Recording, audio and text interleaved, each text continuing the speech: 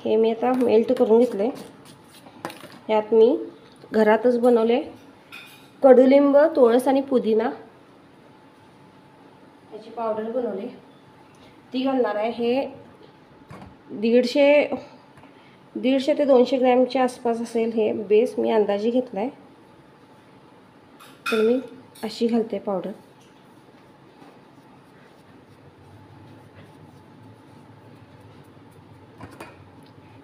कडुलिंब, तुळस आणि पुदिना असं तिन्हीचं मिक्सचर घेतलं मी। हे घरातच पावडर केलेली पावडर, म्हणजे आता हातानंच चुरलेलं आहे मी पानं वाळून ठेवलेली होती, ती फक्त हातानं चुरून घेतलेत।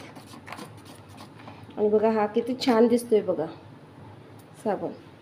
आता ह्यात मी थोडंसं नीमचं इसेन्शियल ऑइल आहे,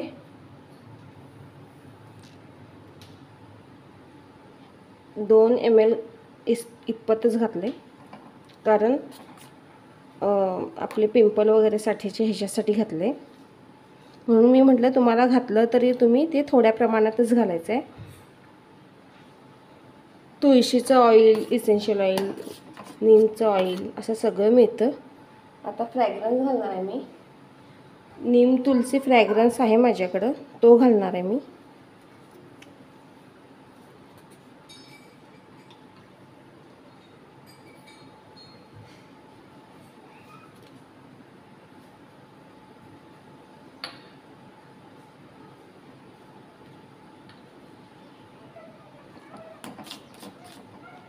हा फ्रॅग्रन्स घातलाय मी। आणि आता हा मी एक तुम्हाला दुसऱ्या मोल्डमध्ये वेगळ्या प्रकारचा आहे, मसाज मोल्ड म्हणतात, मसाजर मोल्ड, मसाज बार असं म्हणतात त्याला। तर त्यात मी घालून दाखवणार, गॅस बंद करते आणि तुम्हाला त्यात घालून दाखवते। हे आता मी थोडंसं सरकवणार आहे, अजून मी 1-4 साबण तयार करून घेतलेत। त्यानंतर हा मी मसाज मोल्ड, आता मी ह्यात पावडर टाकलेली आहे माझ्या मुलीनं नीमची वगैरे, तर हा असा असतो। खालून साबण झाल्यावर मी दाखवेन, आता मी ते पावडर सगळी घालणार।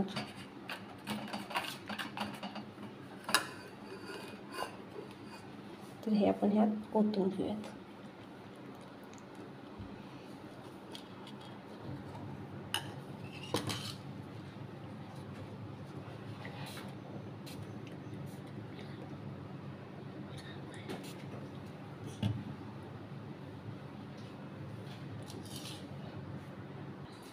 मी तुम्हाला तेवढे बरोबर 500 ग्रॅममध्ये 5 का होत नाहीत म्हटलं, ह्याचं कारण हे आहे की हे बघा, ह्याला इकडं जे राहिलेलं आहे साबण, इथं वगैरे हे ते किती प्रमाणात राहिलं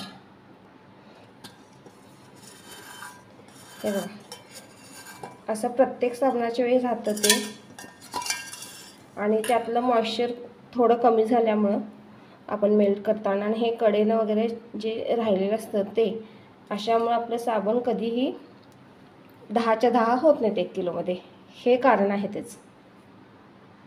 आता आपण हे गार झाल्यानंतर पॅकिंग बघणार आहोत, मग आपला व्हिडिओ पूर्ण होईल। तरी पण तुम्हाला काही त्यात शंका असतील, तुम्हाला काही प्रश्न पडले असतील तर तुम्ही कमेंटमध्ये विचारू शकता। आणि व्हिडिओ तुम्हाला कसा वाटला हे प्लीज म्हणजे सांगायला विसरू नका, कमेंट करा, माझ्या चॅनलला सबस्क्राईब करा। आणि साबण वगैरे तुम्हाला जर म्हणजे बेस वगैरे घेऊन ना तुम्ही करून बघा। आमचे ह्या पाठीमागे कष्ट असतात, त्यामुळे एक कमेंट करा, लाईक करा, आणि तुम्हाला आता कोणते असे व्हिडिओ हवेत म्हणजे तुम्ही बघू इच्छिता ते पण सांगायला विसरू नका। कुठला व्हिडिओ हवा आहे तो। आणि सबस्क्राईब केला नसेल चॅनल माझं तर सबस्क्राईब करा, कारण ह्याच्यापुढे ह्याहून चांगल्या अशा कॉस्मेटिकच्या related, health related, herbal product आणि रेसिपी अशा सगळ्याच चांगल्या क्लिनिंगच्या ह्याच्याशी रिलेटेड सगळे म्हणजे चांगले व्हिडिओ असणार आहेत। तर सबस्क्राईब करायला विसरू नका, लाईक शेअर पण करा। आता ह्यानंतर आपण पॅकिंग बघूयात, मग आपला व्हिडिओ संपतो। हे आता आपले साबण तयार झालेत। तर काढताना हे सिलिकॉनचे मोल्ड आहेत, त्यामुळे हे फक्त असं जरासं केलं की निघतं। मी तुम्हाला जी डिझाईन म्हटली होती ना ती हे साबण किती युनिक दिसते त्यामुळे.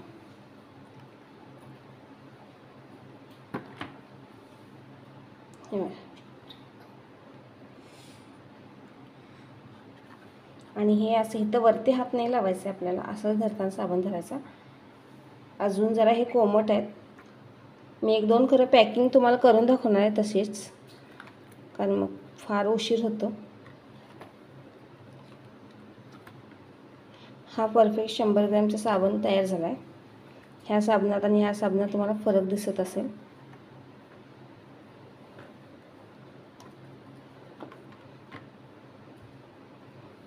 आता पॅकिंग दाखवते तुम्हाला. क्लिंग रॅपचा असा रोल मिळतो किंवा आपण किचनमध्ये जो वापरतो ना तो पण तुम्ही घेऊ शकता. माझ्याकडे हा असा अवेलेबल आहे तर मी हा घेतला आहे. हा फरशीवर वगैरे आरामात चिकटतो. तर हा असा घ्यायचा आहे. ही आपली वरती बाजू होती आणि ही सोपची खालची बाजू होती. तर हा खालची जी प्लेन शायनी बाजू असते ती आपल्याला खाली ठेवायची आहे आणि एक अंदाज घ्यायचा आहे आणि कट करायचा आहे.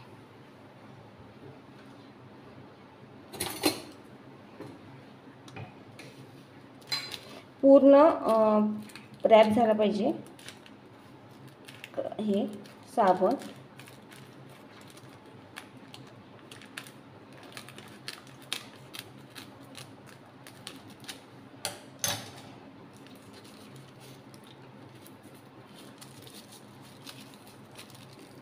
असे हे ओढून वगैरे असं लावून घ्यायचं आहे आणि हे आराम बसतं. असं ओढून घेतलं ना तुम्ही की बसतं. हा कागद काय निघत नाही.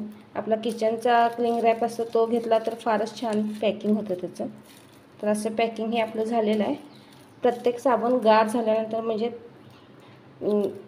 घट्ट झाल्यानंतर पण तो थोडासा कोमट असतो. तो गार झाल्यानंतर असं आपल्याला पॅकिंग करायचं आहे आणि ह्याच्यावर तुम्ही तुमचं हँडमेड म्हणून जे लेबल येतं किंवा तुमचं नाव टाकून आणि हँडमेड सोप म्हणून लेबल ह्यावर लावू शकता आणि एका डब्यात पॅक करून स्टोअर करून ठेवू शकता. एकदा साबण तयार केले की म्हणजे जर तुम्ही बेस हा तुमचा ताजा असेल तर 2 वर्ष त्याची लाईफ असती. मग हे साबण तरी नाही म्हटलं तरी तुम्ही 1 वर्ष स्टोअर करून ठेवू शकता. थँक्यू.